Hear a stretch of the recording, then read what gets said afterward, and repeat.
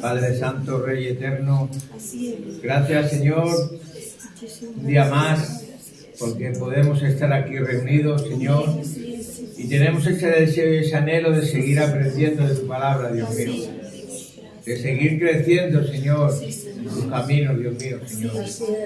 Ayúdanos, Señor, a hacer tu voluntad por encima de cualquier circunstancia, Señor. Dios mío, gracias te doy, Señor, por esta palabra de esta mañana, Señor, que sea para edificación de tu pueblo, Dios mío, de tu iglesia, Señor. Gracias por esta iglesia, gracias por cada uno de mis hermanos que están aquí, Dios mío, Señor. Te pido que les bendigas, que les cuides y que les guardes grandemente, Dios mío, Señor. Señor, tú eres lo mejor que nos ha pasado en esta vida, Señor. Por ello estamos contentos en estos días, Señor, de poder glorificarte, de poder ensalzarte, Dios mío, de poder honrarte con nuestras alabanzas, con nuestras oraciones, con nuestras canciones, Dios mío, porque solo tú eres digno de ello, Señor. Gracias, Dios mío, Señor. Quiero, Señor, que tú, solamente tú, te lleves toda la honra y toda la gloria en este día, Señor. En el nombre de Jesús. Amén. Seguimos en pie y en nuestras Biblias vamos a buscar el capítulo 27 del Evangelio de Mateo y vamos a leer los versículos del 57 al 66.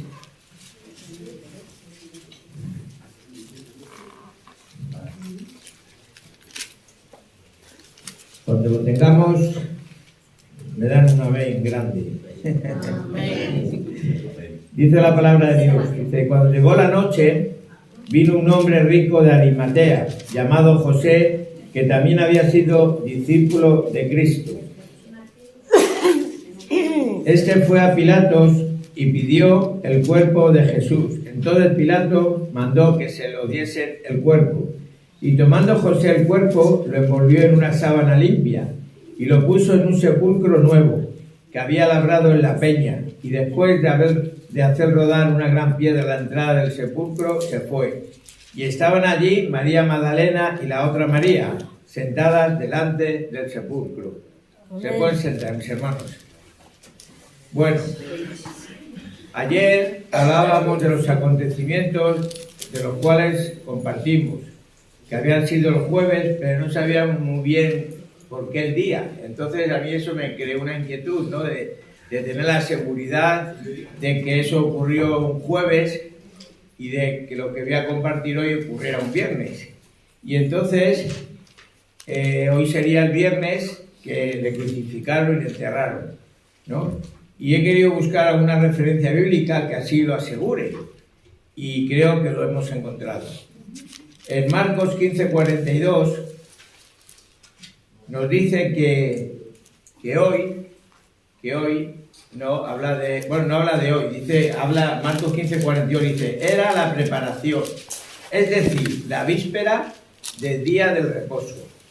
Entonces todos sabemos que el día de reposo era el sábado, que empezaba hoy a las 6 de la tarde, ese día, entonces era el día de reposo mañana, que es sábado.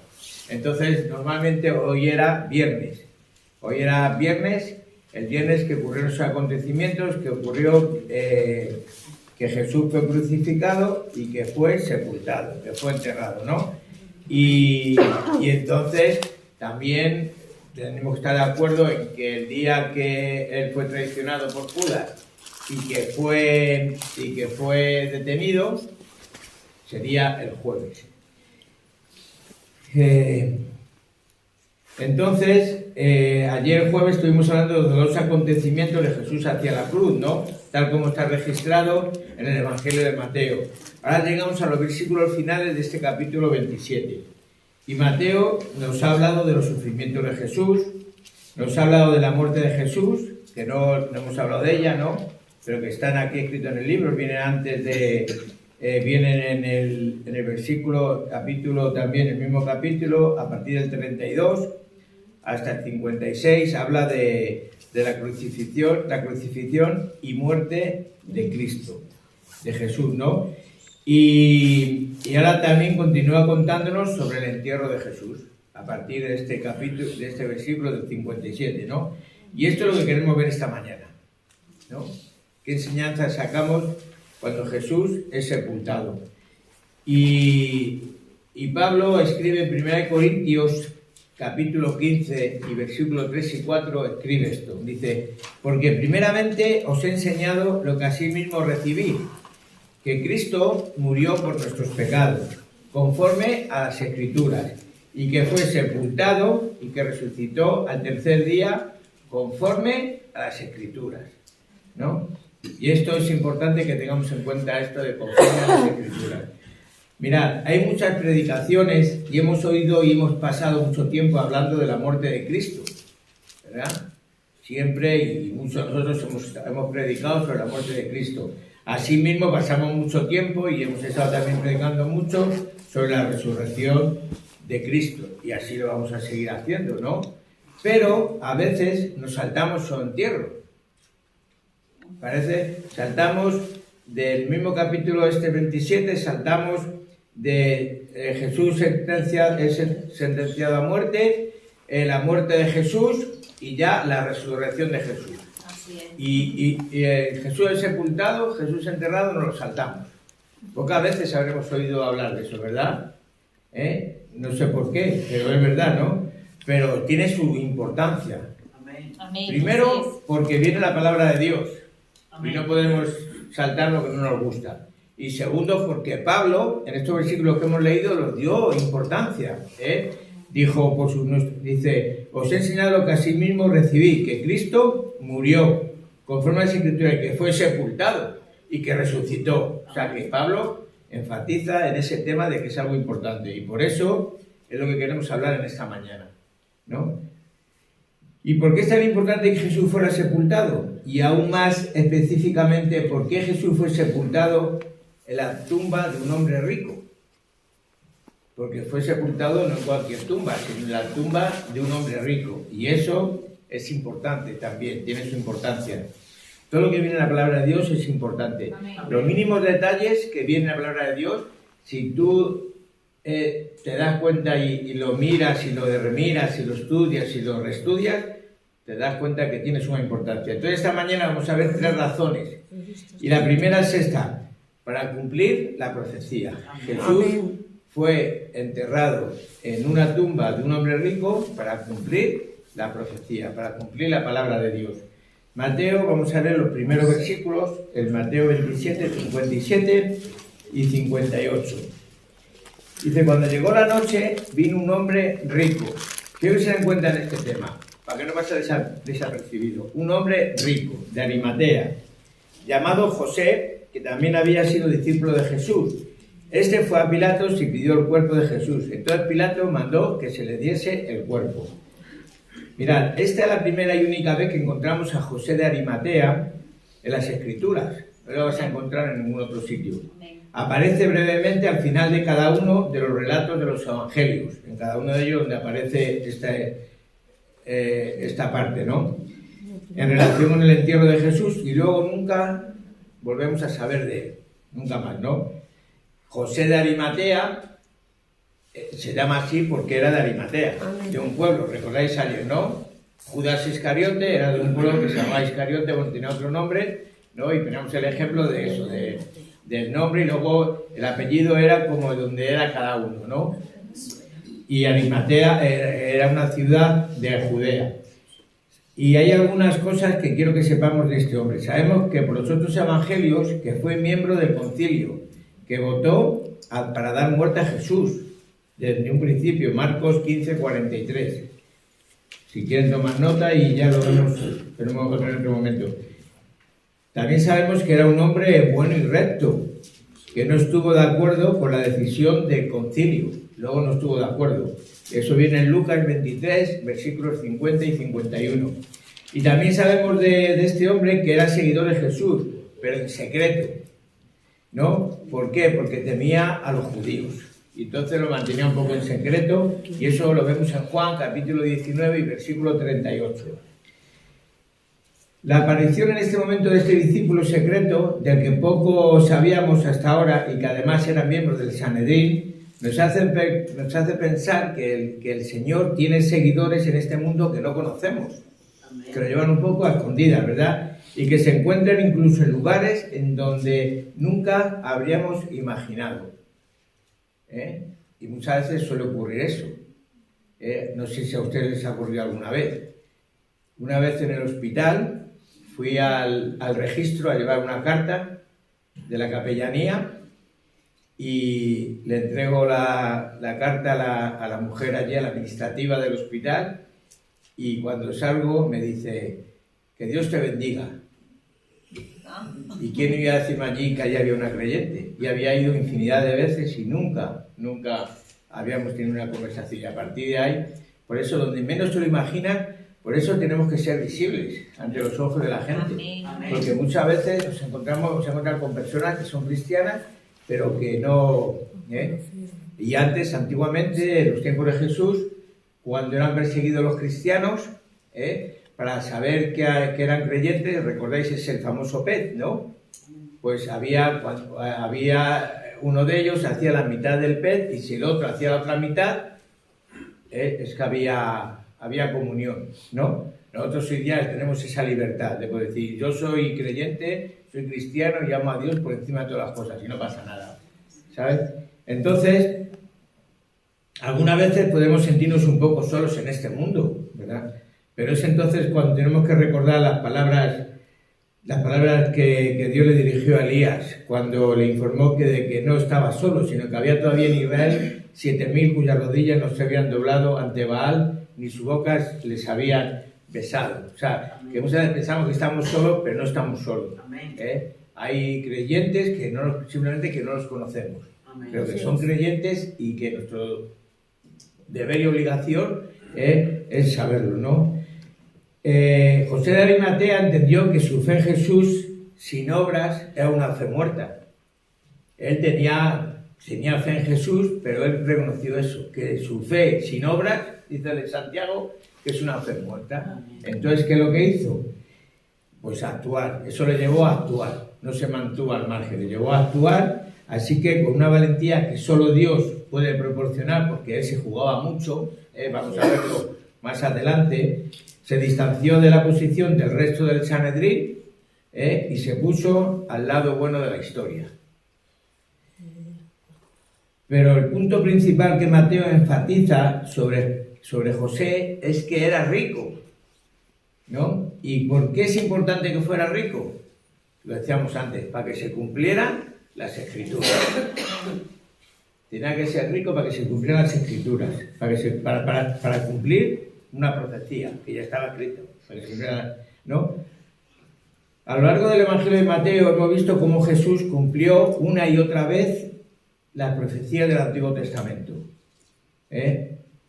Cumplió las profecías del Antiguo Testamento en cuanto a su nacimiento, en cuanto a su día a día, a lo largo de su vida.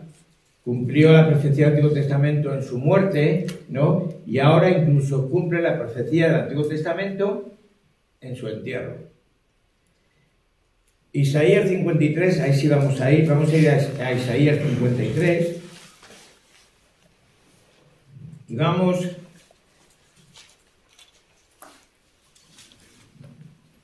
Isaías 53 es el gran capítulo profético del Antiguo Testamento, que nos habla del sufrimiento y muerte de Cristo en la cruz.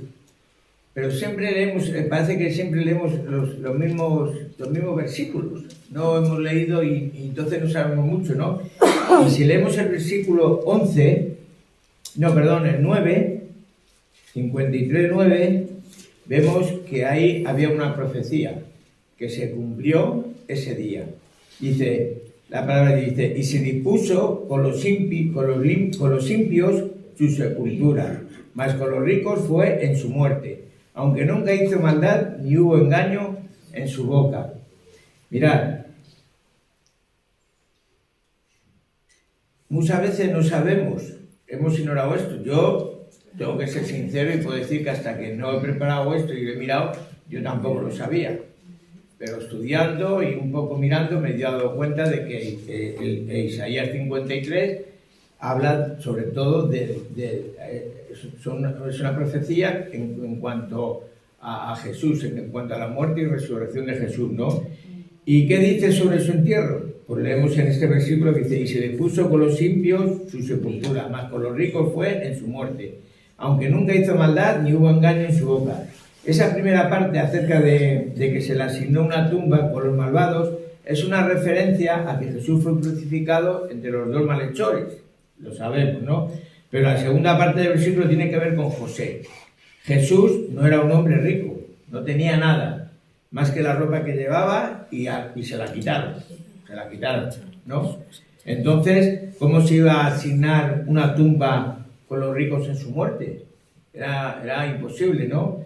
Esta es la escena que entra José de Arimatea, un hombre rico que en secreto se había convertido en discípulo de Jesús y que ahora se acerca con valentía a Pilatos y le pide el cuerpo de Jesús. ¿Y qué pasa? Que Pilato se lo da, ¿no? Todo esto sucedió de acuerdo con el plan soberano de Dios. Ya no hay más hojas que dar ni más vueltas que dar, ¿no? Era el plan soberano de Dios y así se cumplió, ¿no? Y sobre todo para cumplir la profecía de Isaías, de este versículo de Isaías 9, ¿no? Y esta es la primera razón por la que Jesús fue enterrado en una tumba de un hombre rico. ¿Para qué? Para que se cumpliera la profecía. Esa profecía que había se cumplió con esto. Porque Jesús no podía, no tenía dinero, no era un hombre rico para poder adquirir una tumba ni que esta profecía se cumpliese, si no hubiera aparecido José de Arimatea. Pero el plan de Dios es así. Muchas veces no lo sabemos y aparece José de Arimatea, un hombre rico que sin problemas pide el cuerpo de Jesús y le lleva a una tumba de su propiedad. Y sobre todo es por eso, porque para que se cumpliera esa profecía. ¿Y sabéis lo que a mí este primer punto me llama mucho la atención? Me demuestra la infalibilidad de la Biblia. Amén. De que la Biblia no miente, que la Biblia es verdadera, que la Biblia no es un cuento de chinos, que es palabra de Dios. Si tú comparas esto, fijaros, Isaías no sé cuándo se escribiría, miles y miles de años, ¿no? Pero después, al cabo de los años, en el entierro de Jesús se cumplió esa profecía, ¿verdad? Esto define la Biblia como veraz, como digna de total confianza, hermanos, ¿verdad? Y la Biblia nunca nos va a engañar a nadie, porque ello es verdad, es verdad. Y esto es la primera cosa, que habla de eso, de que Jesús fue enterrado en una tumba de un hombre rico. ¿Y para qué? Para que se cumpliera la profecía, para que se cumpliera la palabra de Dios. En segundo lugar, Jesús fue enterrado en la tumba de un hombre rico para demostrar que realmente murió. Porque yo pienso, pero no hubiera sido más fácil cuando estaba en la cruz, ¿no? Haber comprobado que hubiera muerto. Hubiera sido más fácil, ¿no? Pero sin embargo, el plan que tenía Dios para ello era que la gente estuvieran convencidos de ello, ¿no? Vamos a leer los versículos 59 y 61 de Mateo. Dice: y tomando José el cuerpo, lo envolvió en una sábana limpia y lo puso en un sepulcro nuevo, que había labrado en la peña, y después de hacer rodar una gran piedra, a la entrada del sepulcro se fue. Y estaban allí María Magdalena y la otra María, sentadas delante del sepulcro. El Evangelio de Marcos, en el capítulo 15 y el versículo 44 y 45, nos dice que Pilato se sorprendió al escuchar que Jesús ya había muerto, ¿no? Por lo que confirmó por el centurión para asegurarse de que Jesús realmente estaba muerto antes de darle permiso a José. Él quería asegurarse, quería estar seguro de que estuviera muerto, ¿no?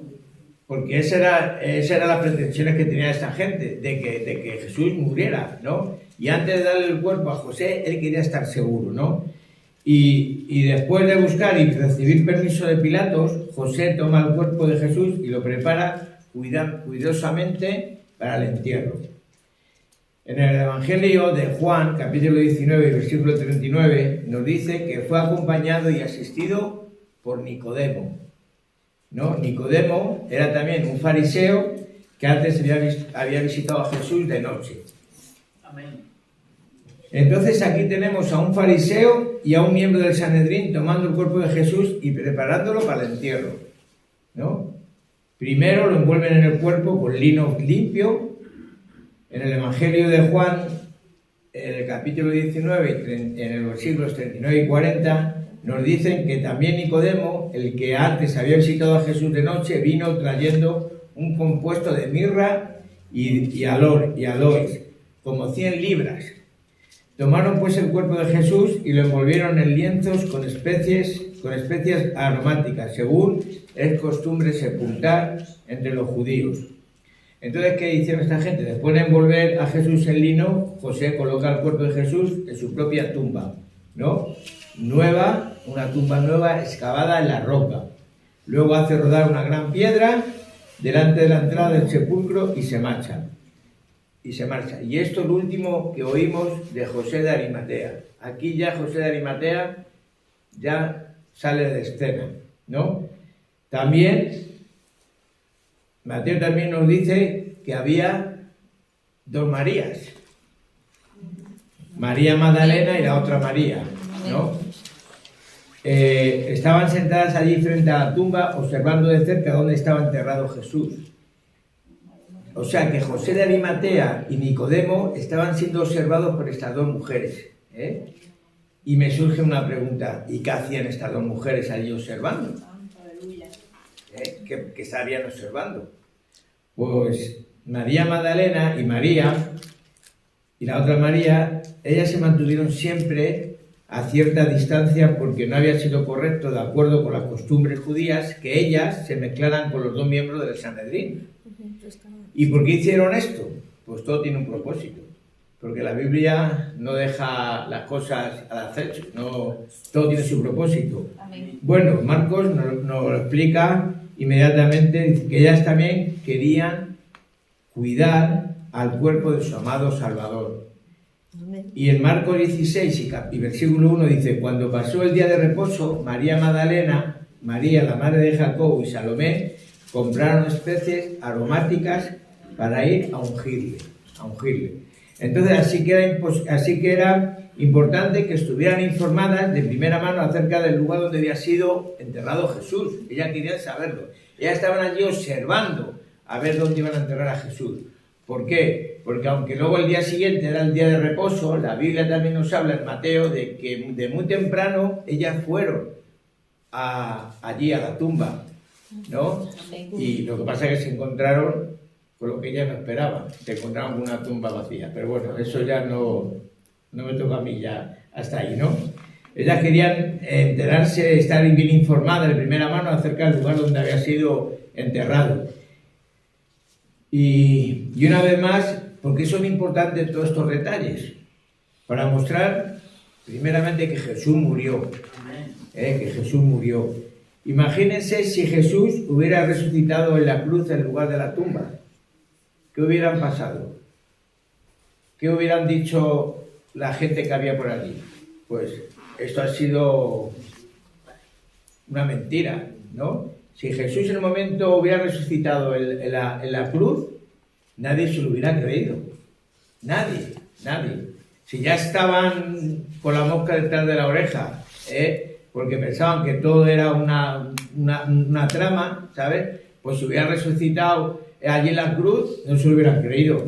O imagínense si inmediatamente después de que hubiera entregado su espíritu, inmediatamente después de que Dios hubiera realizado todas las señales milagrosas en relación con su muerte y el centurión hubiera proclamado que seguramente ese era el Hijo de Dios, se hubiera resucitado.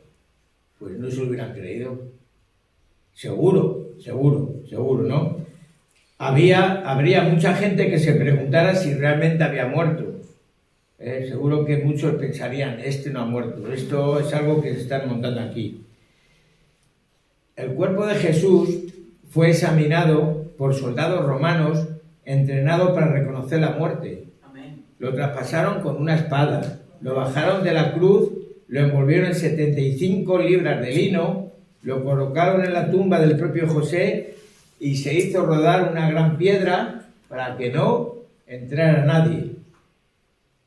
Jesús yació muerto allí y sepultado en esa tumba por el resto del viernes, ¿no? Todo el sábado y la primera parte del domingo antes de resucitar de entre los muertos. ¿Por qué?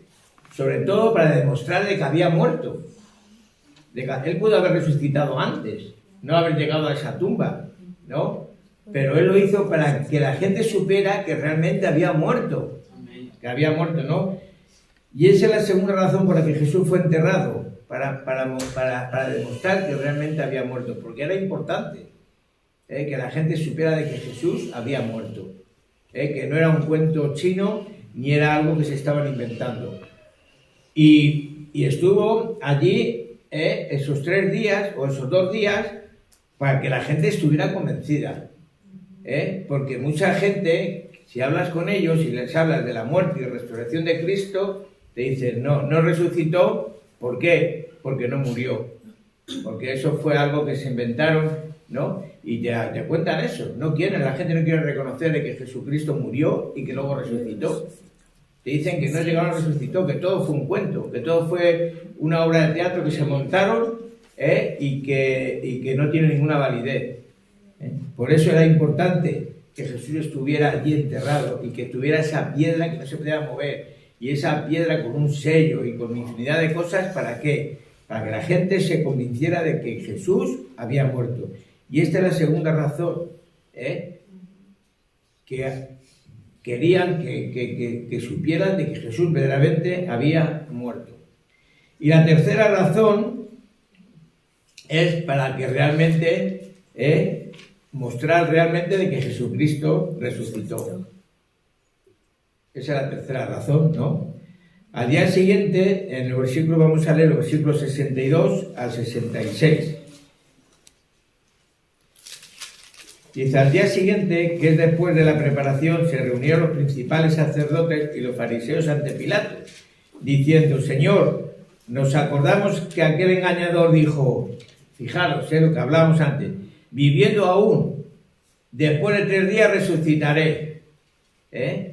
Por eso era importante que supieran de que había muerto, porque Jesús se había referido ya, dice la palabra de Dios que cuando, viviendo todavía, había dicho que después de 3 días resucitaré. Dice, manda pues que se asegure el sepulcro hasta el 3er día. No sea que vengan sus discípulos de noche y lo hurten y luego digan al pueblo, resucitó de entre los muertos. Y será el postrer error peor que el primero. Y Pilato le dijo, ahí tenéis una guardia, id y aseguradlo como sabéis. Entonces ellos fueron y aseguraron el sepulcro, sellando la piedra y poniendo la guardia. Mirad, dice que este último engaño sería peor que el primero. Y así, al día siguiente, los líderes religiosos acuden a Pilatos con una petición propia. Le dicen, ¿recuerdas que Jesús dijo acerca de resucitar después del 3er día? Quizás estuvieran pensando lo que dijo Jesús sobre la señal de Jonás. En Mateo 12:40, ahí lo recalcó, dijo, porque como estuvo Jonás en el vientre del gran pez 3 días y 3 noches, así estará el Hijo del Hombre en el corazón de la tierra 3 días y 3 noches. Esa es lo que estaba hablando, eso es lo que habían oído esta gente, y por eso le dicen a Pilato, ¿no será que ella dijo un día que al 3er día iba a resucitar? Que se están montando una película, ¿no? Y de todos modos no tienen tanto miedo de que Jesús resucite, ¿no? Como de que los discípulos vengan y roben el cuerpo. Ellos tenían más miedo a que vinieran los discípulos y robaran el cuerpo, ¿verdad? Y luego hagan creer que Jesús resucitó. Ese era el miedo que tenía esta gente. Y le dicen a Pilatos, este último engaño sería peor que el primero. Que nos engañen así los discípulos sería peor que el primero, ¿no? Cuando habla dice que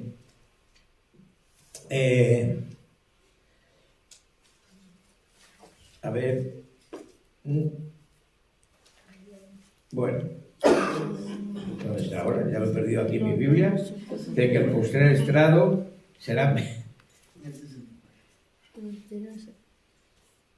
Bueno, pues nada, pero viene puesto.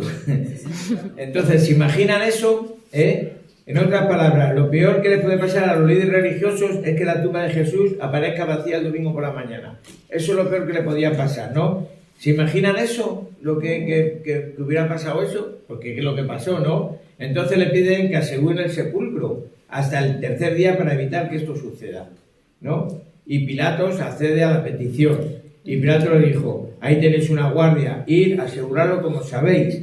Dice: entonces ellos fueron y aseguraron el sepulcro, sellando la piedra y poniendo la guardia, ¿no? Pero eso es lo que hacen.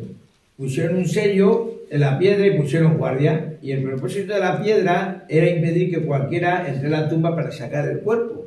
Y el propósito del sello era que supieran que la piedra no se había movido, que nadie había intentado, ¿no? El sello, sabéis que cuando la policía entra a un sitio y no quieren que entre nadie, pues lo sellan para saber que nadie entre. Por si se rompe ese sello, es que alguien ha intentado entrar, ¿no? Pues aquí pasaba igual, ¿no? No querían que la piedra ni tan siquiera se moviera, ¿no? Porque tenían miedo a que los discípulos vinieran y entraran y robaran el cuerpo de Cristo. Mirad, hay una frase que no sé muy bien de quién es, la he visto en internet, muy curiosa, que dice: toda la autoridad del Imperio Romano estaba vigilando para asegurar que nadie entrara a la tumba. Lo que todos no tenían en cuenta era la posibilidad de que la persona que estaba dentro salía.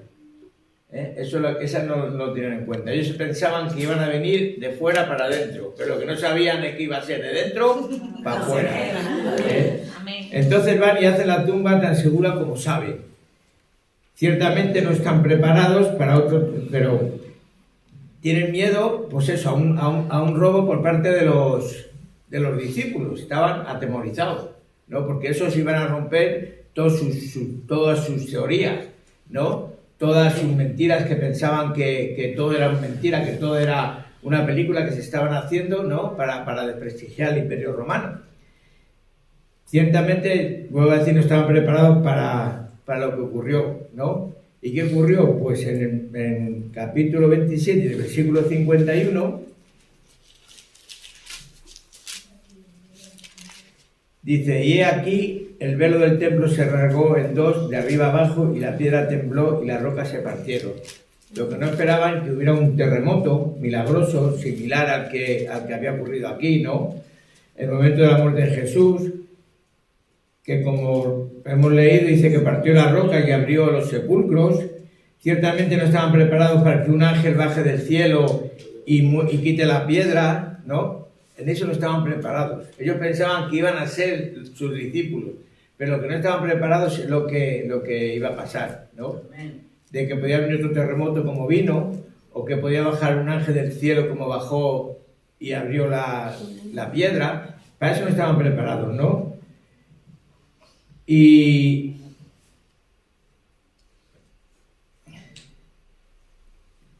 Pero si no hubieran pasado estas cosas, ¿verdad?, todas estas acciones, entonces tal vez podrían habían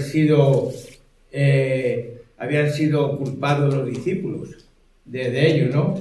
Pero asegurar la tumba, la única explicación para la tumba vacía el domingo por la mañana fue que Jesús realmente resucitó. Porque ellos mismos metieron la pata. Ellos mismos, que se creyeron inteligentes, metieron la pata. Aseguraron tanto la tumba, aseguraron tanto para que no saliera nadie, que al resucitar ellos quedaron como tontos, ¿no? Ellos quedaron como bobos, ¿sabes? Si no hubieran hecho nada, hubieran salido mejor. Ellos pensaban, porque claro, ellos pensaban que iban a ser los discípulos que iban a entrar, y dijo: esto no van a entrar porque la piedra, el sello, los guardias, y aquí no va a entrar nadie. Y cuando vieron lo que ocurrió el domingo, ¿qué pasó? Quedaron como bobos.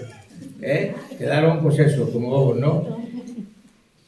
Los líderes religiosos tomaron todas las precauciones, pero el plan soberano de Dios siguió adelante de todos modos, ¿verdad? Y esta es la tercera razón por la que Jesús fue enterrado en ese sepulcro, ¿no? Para que para que esa gente que pensaban que no habían muerto, que pensaban que no iba a resucitar, que todo era un cuento, se dieran cuenta. Se dieran cuenta primero de que Jesús murió y bien muerto, ¿no? Y de que Jesús fue enterrado y que luego resucitó. Entonces estas son las tres cosas de las que yo les quería compartir de esto. Pero no quiero terminar con algo de que me llamó la atención, sobre todo en esta historia. Me llamó la atención la vida de dos personajes que salen en esta historia y que tuvieron un ejemplo a imitar por todos nosotros. Sabéis de quién les hablo, ¿verdad? De José, de Arimatea y de Nicodemo. Salen poco, pero fue un ejemplo a imitar, fue un ejemplo a tener en cuenta. Y yo quiero de que toda esta historia que son importantes en el entierro de Jesús, de que aparece un hombre rico para que pudiera tener un templo en condiciones, o sea, una tumba en condiciones, de que Jesús, que supieran de que Jesús había muerto y bien muerto, y de que Jesús resucitó, ¿no? Y que allí fue por algo, por el plan de Dios, no fue ningún discípulo.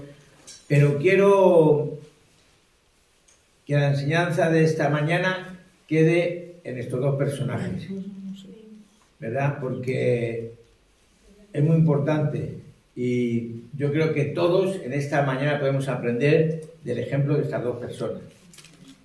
Y como digo, no salen mucho en la Biblia, pero lo que sale es de suma importancia. Amén. Mirad, hay una cosa muy curiosa en los entierros, y es que somos capaces de hacer más por una persona una vez que ha muerto que cuando vive. Amén. Así es. En los entierros o las funerarias suelen llenarse de palabras y sentimientos hacia el difunto que no se han expresado nunca cuando vivían. ¿No les ha pasado eso? Llegan allí a la funeraria o en un entierro y todos son palabras bonitas. Y resulta que la mitad de la gente que hemos ido allí no hemos cruzado una palabra con el difunto en todo, ¿no? Pero qué lamentable y qué triste es esto, ¿verdad?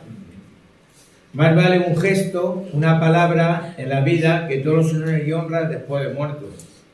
No va a haber una llamada o un WhatsApp o cualquier cosa que no cuando luego de decir, ¡ay, qué lo bueno que era! Nadie era malo.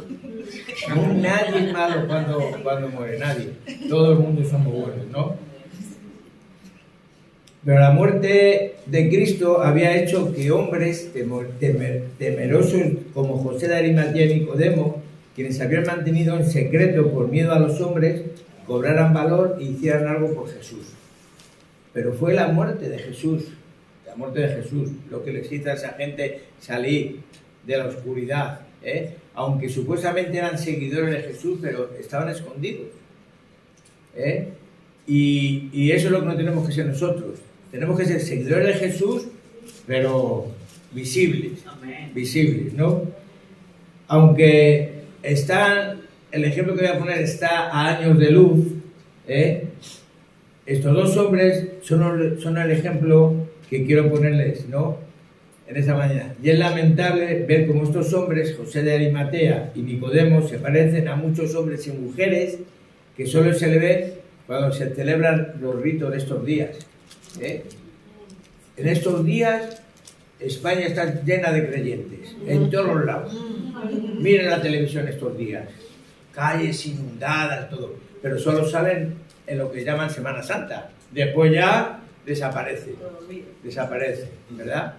Y salvando el ejemplo y salvando las circunstancias, José de Arimatea y Nicodemo eran como ellos, solo salieron, ellos estaban escondidos, supuestamente eran creyentes y salieron en este momento, ¿no? Pero por otra parte, con la muerte de Jesús se ve la cruz de Cristo cómo empieza a ejercer su influencia poderosa, la muerte de Cristo, ¿verdad? Dice en 1 Corintios 1:18, dice, el mensaje de la cruz es una locura para los que se pierden. En cambio, para los que se salvan, es decir, para nosotros, ese mensaje es poder de Dios. Amén. Y eso es lo que le pasó a Nicodemo y a José de Arimatea, que ya dijeron, hasta aquí hemos llegado. La muerte de Cristo les hizo mella en su vida, ¿verdad? Se puede evidenciar en estos dos discípulos cómo la cruz comienza a hacer su efecto en sus corazones. Lo que no estuvieron dispuestos a arriesgar mientras Jesús estaba en vida, ahora que ha muerto, lo tienen por menos y lo arriesgan todo, arriesgan su vida. Y arriesgaban algo importante, como vamos a ver. Es muy probable que su conciencia de aquellos hombres haya sido profundamente afectada por una pregunta similar a esta. Jesús acaba de sufrir los padecimientos más horribles. Ha sido víctima de la ejecución más terrible y dolorosa que existe, para traer perdón de pecados a nuestras vidas. Y ahora mírate tú, acobardado, solo pensando en tu propio prestigio y bienestar. Escondido, como sabe esta gente, ¿no? Este mismo impacto debe ocurrir en todo aquel cristiano que reflexione en la muerte de Cristo, ¿verdad? Lo importante que fue esa muerte para nuestras vidas, lo importante que fue su resurrección, y eso es importante que tengamos en cuenta y que lo hagamos nuestro, que sea algo que tengamos que meditar, lo importante que fue, porque para esta gente fue tan importante de estar escondidos, dijeron, no podemos seguir como estamos, no podemos conformarnos con ir a la iglesia los domingos y ya está, no, hay que hacer un paso adelante. Amén. Hay que hacer algo más, no por la iglesia, sino Amén. Por Cristo. Aleluya. Por Cristo. Y eso que les pasó, ellos reconocieron, pero si Jesús ha muerto por mis pecados, si Jesús me ha dado vida y vida en abundancia, ¿qué hago yo escondido? ¿Qué hago yo con ir los domingos a la iglesia y hasta la semana siguiente? ¿Qué hacen esa gente saliendo solamente 2 días a la calle? Y llorando y ¿sabes? Nada. Y José de Arimatea y Nicodemo pensaron en ello, meditaron en ello. Si Cristo ha pasado lo que ha pasado, todas esas situaciones en la cruz, ¿y nosotros qué hacemos? Y dijeron, ya, hasta aquí hemos llegado. Y salieron a la luz, ¿no? Es cierto que Jesús, su cuerpo estaba muerto, ¿verdad? Pero no ha dejado de actuar. Se sigue moviendo entre los hombres.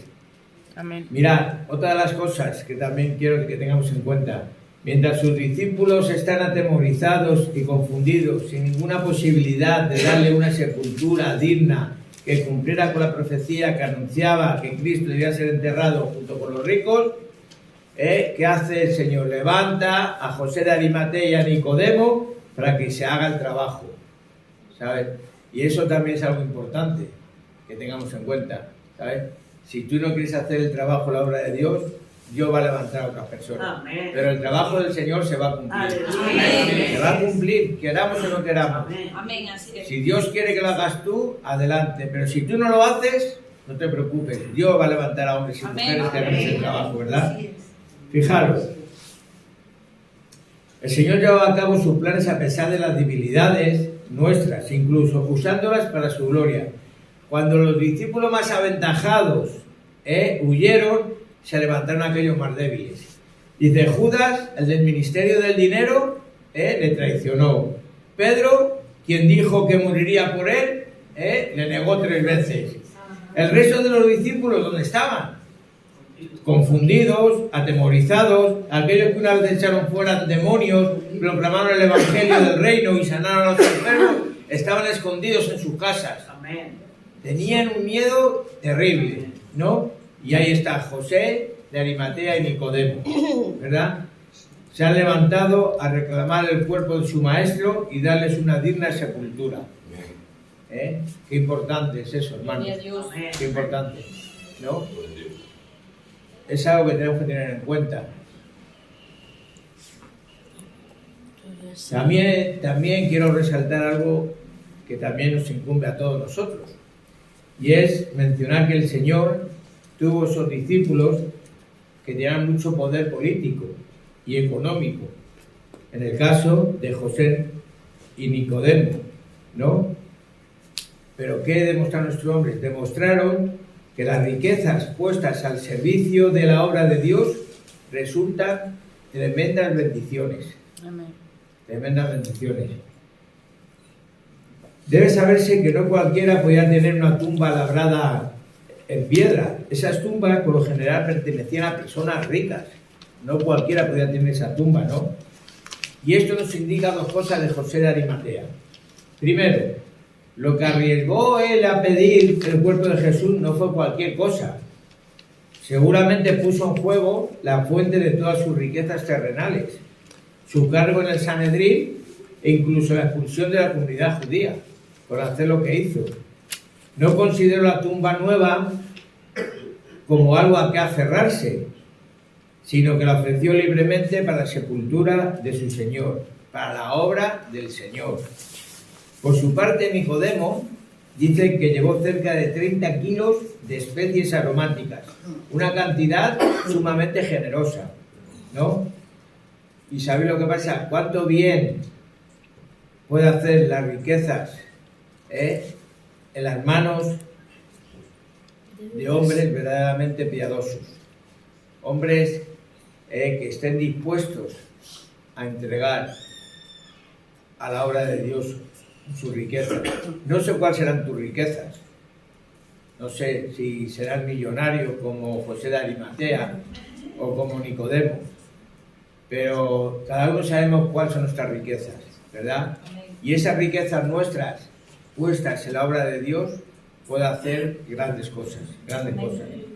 Porque el Señor, muchas veces pensamos de que los ricos no pueden ser cristianos, o las personas que tienen posesiones no pueden ser cristianos, porque el Señor desaprueba las riquezas. Todo eso es mentira. Todo eso son falsas cosas. El Señor no condena las riquezas, hermanos. Condena el uso egoísta de ellas. El Señor no condena las riquezas, condena el afán de obtenerlas. El Señor no condena las riquezas, condena el amor a ellas. Y el Señor no condena a los ricos por sus riquezas, condenan a los ricos que ponen su confianza en ellas. Entonces, ¿qué aprendemos de estos dos hombres en esta mañana? Que la muerte de Cristo sigue obrando en nuestras vidas como obró en la vida de José y Nicodemo. Que el Señor llevará a cabo sus planes a pesar de nuestras debilidades, a pesar de que nosotros nos queramos, incluso usándola para su gloria, ¿no? Y que las riquezas, nuestras riquezas puestas al servicio de la obra de Dios, van a resultar tremendamente en bendiciones para la obra de Dios.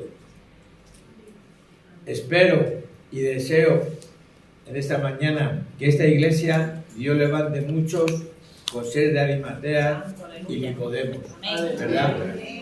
Personas que salgan de la oscuridad y salgan a la luz. Personas que no se conformen con venir a las reuniones. Personas que estén dispuestas a entregar sus riquezas a la obra de Dios. Gloria a Dios. Así que eso es un buen ejemplo a imitar en esta lección de esta mañana, ¿verdad? Estos hombres que mientras los discípulos aventajados, los que llevaban mucho tiempo ya a la obra de Dios, no, yo, estaban escondidos, o la habían traicionado, o la habían negado, dice que estos dos hombres se levantaron, sabiendo hasta qué punto podían perder, hasta qué punto podían verse involucrados en algo terrible, pero ellos no les dio miedo, ellos no tuvieron ningún momento de dudar. La muerte de Cristo les hizo mella en sus corazones. Dijo, pero ¿quién somos nosotros? Si Cristo ha dado su vida, ha derramado su sangre, gracias a ello nuestros pecados han sido perdonados, ¿ya seguir escondido? Ya es hora de salir adelante, hermanos. Y con esto os quiero invitar a que hagamos lo que hicieron José de Arimatea y Nicodemo. Que no os conforméis con solamente ser cristianos. Que hagáis como José. Él pensó que su fe sin obras era una fe muerta. Dijo, ¿de qué me sirve creer en Dios si no hago nada? Entonces Dios se pasó adelante. Esa es mi invitación esta mañana. Que demos ese paso adelante. Y así encontramos que el entierro de Jesús es tan importante como su muerte y resurrección. Digo Primera Corintios 15, 3, 4, lo que leíamos al principio. Porque primeramente os he enseñado lo que asimismo recibí, que Cristo murió por nuestros pecados, conforme a las Escrituras, que fue sepultado y que resucitó al tercer día, conforme a las Escrituras. En estos días hemos seguido a Jesús hasta la cruz y pasado la cruz hasta la tumba. Cristo yacía sepultado en la tierra mientras los discípulos lloraban y el cielo esperaba. Y ahora también nosotros esperamos. ¿Y esperamos a qué? Esperamos al domingo por la mañana, cuando todo cambie. Que Dios les bendiga. Nos ponemos de pie.